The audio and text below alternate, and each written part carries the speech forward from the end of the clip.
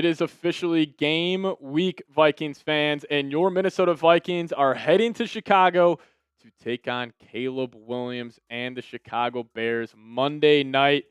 Can't wait for this matchup. So coming up on today's show, a full-blown preview, deep diving into the Bears, talking about the latest injuries, and also giving you guys my keys to victory.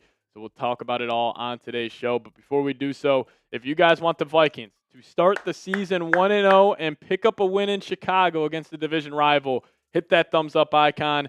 I'm hearing if we get 1,000 likes, it guarantees that the Vikings beat the Bears. So if you guys don't want to jinx us, hit that thumbs up icon if you want the Vikes to beat the Bears on Monday night. All right, so we're going to start off today's show. We'll be diving into what the Bears did this entire offseason, talking about the Vikings did, discuss some injury news on both sides, and then I'll give you guys my 5 keys to victory and my score prediction at the tail half of today's show. But let's start off with the Chicago Bears. So the 2024 season did not go good for our good old friends over there in Chicago. They went 5-12. They started off the season 4-2. Hail Mary happened, and it completely derailed their year. They did pick up new head coach Ben Johnson, offensive coordinator, actually 29-year-old Declan Doyle, defensive coordinator Dennis Allen, and then at the helm, under center, is Caleb Williams. Now, how did the Bears look last year? So their points per game offensively, not good. They only averaged 18.2 points per game. Big reason why they went out there and got a guy like Ben Johnson. They also were solid defensively, about middle of the pack, giving up 21.8 points per game. But this is also a team that had some turnover luck. They were plus 8, which was 9th in the league. So can they build off this? They're just really looking to improve that offense, and they should with Ben Johnson. But they also made a ton of additions this offseason. They really improved that offensive line, just like the Minnesota Vikings did. Went out and got a guy like Joe Thuney. They picked up Drew Dalman, traded for Jonah Jackson, drafted Colston Loveland. Loved that pick. Same with Luther Burden, Zaccheaus, Grady Jarrett, and Odenabo, the defensive end from the Indianapolis Colts. So there's no doubt the Bears, they needed to improve the roster, and they did just that. And, I know the Bears, they get the crown of having off-season champs every single year, and us Vikings fans kind of like to make fun of them, but I think this year, at least compared to the last couple, they actually made some real improvements. Now, I think with the Bears, it's going to come down to Caleb Williams, Ben Johnson. Can they get that connection growing? I think it will eventually, but it will come down to how fast they can really get on the same page, which I do think it may take a little longer. But let's talk about the Vikings here. So, obviously, last year, Vikes won 14 games, only lost to 2 football teams the entire season, that being the Detroit Lions and the Los Angeles Rams. Head coach, the guy, Kevin O'Connell, KOC, offensive coordinator Wes Phillips, and defensive coordinator Brian Flores. And then they also had they have J.J. McCarthy at the helm and under center. Now, last year for the Vikings, obviously a special year. They ranked out very well offensively and defensively. 25.4 points per game, which was 9th. They only gave up 19.5 points per game, which was a top 5 unit in the National Football League, and their turnover margin, fantastic, mainly because of the defense. Darnold did have a decent amount of turnovers last year, but they're still plus 12. Big thanks to Brian Flores and company. But I think the additions the Vikings made this offseason have just gone undervalued. And I think when people are talking about offseason winners, the fact they don't include the Minnesota Vikings, I think it's a little ludicrous. You picked up, in my opinion, a top 15 back in the NFL, Jordan Mason. You just traded for Adam Thielen. You significantly improved both sides of the football in the trenches, getting a Jackson, getting a Kelly, Will Fries, and then you also picked up Allen and Hargrave, and then Isaiah Rodgers. Flores is massive fan of his game, so he gets into the fold in the secondary. And, there's no doubt that both teams, from where they were this time last season, have both improved significantly. These are 2 of the better rosters in the National Football League, but also I think there's a gap between the Vikings and the Bears. The Bears looks great on paper, but we haven't seen it come to fruition at all over the last couple of years. But the Vikings won 14 games last year, only lost to 2 football teams. You made all of those additions. I think this team's going to be really special, and it starts week 1 against the Chicago Bears, but you guys got to predict the score for me. How are you feeling? I'll give you guys my score prediction at the tail half of today's show, but how are you feeling about the week 1 matchup? Give me your score predictions down below in the comment section. Now, coming up next, dive into some injury news on both sides for the Bears and the Minnesota Vikings. I also give you guys my 5 keys to victory. But before we do so, today's presenting sponsor is my favorite sponsor, and that being Harry's. Now, for a limited time, our listeners can get Harry's trial set for only $8 plus a free gift at harrys.com/chat. Just head over to harrys.com/chat to receive our exclusive discount. Now, each razor from Harry's has a weighted ergonomic handle that gives you total control, which means no more slipping or awkward angles. It feels premium in your hand, balanced for a smoother and steadier shave. And Harry's doesn't just make razors. They've got a full line of grooming essentials from shave gel to deodorant to body wash, all thoughtfully made and priced up to stock.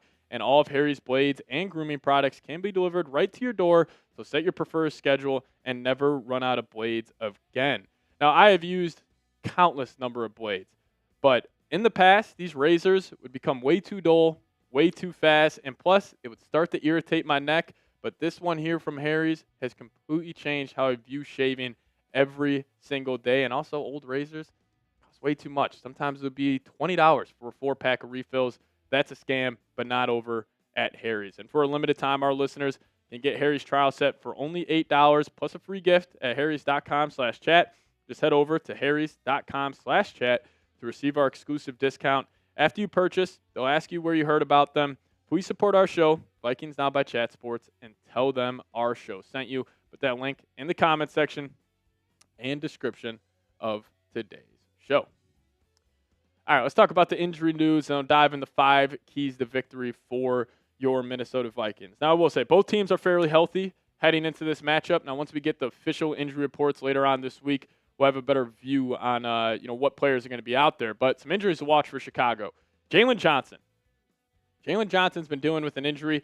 It's undisclosed. Ben Johnson hasn't talked about it, so his status is in question. But you also got Jaquan Brisker banged up, left practice recently. TJ Edwards, and they actually just put Austin Booker on IR, so he won't be out there. Then you got the running back, Monungai, and same with Roshan Johnson. So they could be without their their second and third running back. But I think the biggest injury on here, no doubt, is Jalen Johnson. And him not being in the fold would be massive for the Vikings because he is a guy, and there's nobody in the league that can guard Justin Jefferson. But if there is somebody out there where you would feel comfortable just kind of saying, hey, go on an island out there, guard number 18, he would be that guy. But besides Jalen Johnson, why this would be massive, the Bears are thin at cornerback. Like Tyreek Stevenson, not a big fan of his game. Kyler Gordon is a solid nickel cornerback. But if you don't have Jalen Johnson out there, you're going to throw Tyreek Stevenson on Justin Jefferson? Then that means, one, I think Adam Thielen would get the best out of Tyreek Stevenson. But if you have to move Tyreek Stevenson to Justin Jefferson, their whole defensive game plan and defensive scheme would have to change. So that's going to be an injury that is going to be huge to follow. Now, from the Viking side of things, how their injury report's shaking out, obviously not going to have Jordan Addison.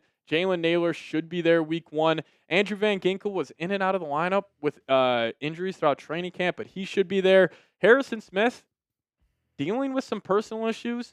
TBD if he's going to play.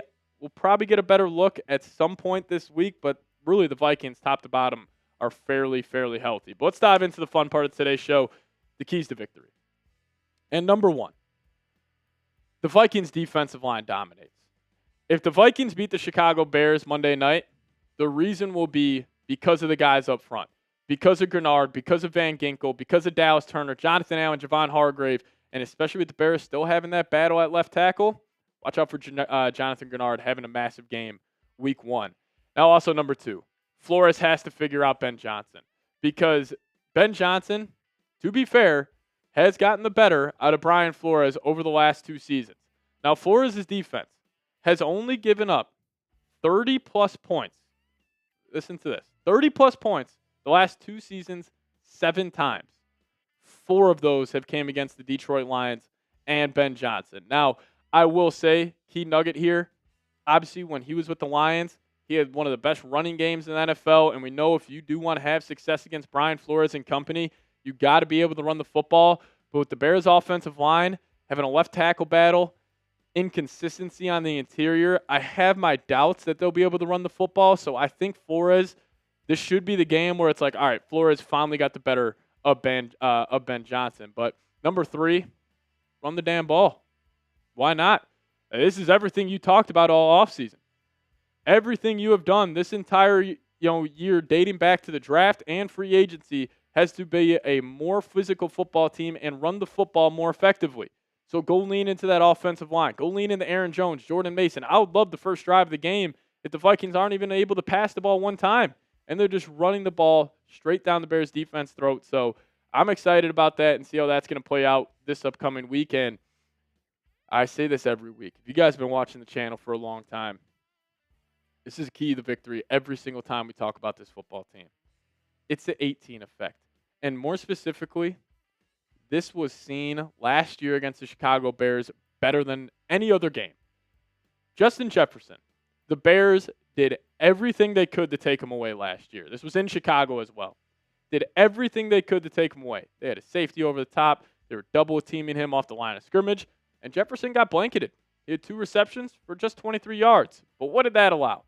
That allowed Jordan Addison to absolutely go off.